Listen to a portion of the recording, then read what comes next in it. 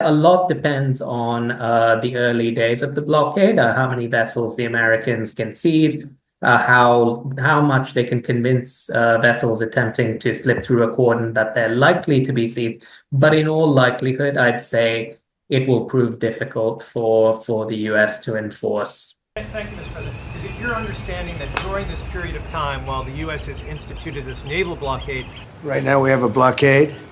They're doing no business. I didn't like seeing boats come out if they were doing business with Iran, but if they weren't, no boats came out. So now Iran is doing absolutely no business.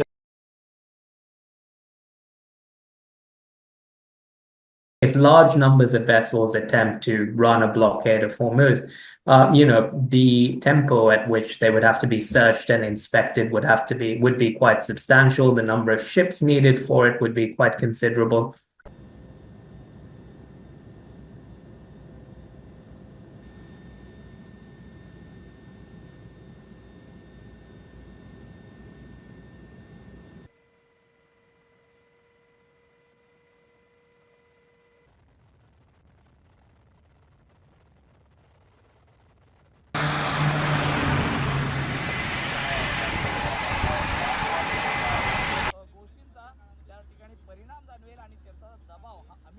It is very much a gradual tool that impacts a country over time.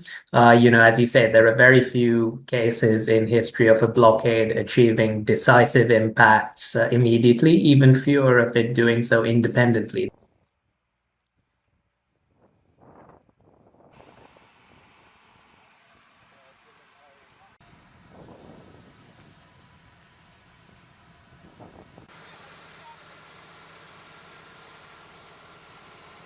It takes quite a lot of time for a country to really run out of hard currency to the point of absolute scarcity. There are always ways to economize, import, substitute, or just give up on certain things that you can no longer build for want of foreign inputs. It can make things a lot harder in a lot of ways, but it doesn't necessarily achieve decisive outcomes.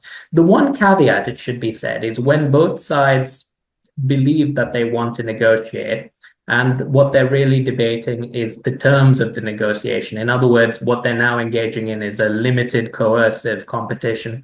Blockades can be a useful tool to push the other side towards terms that one wants.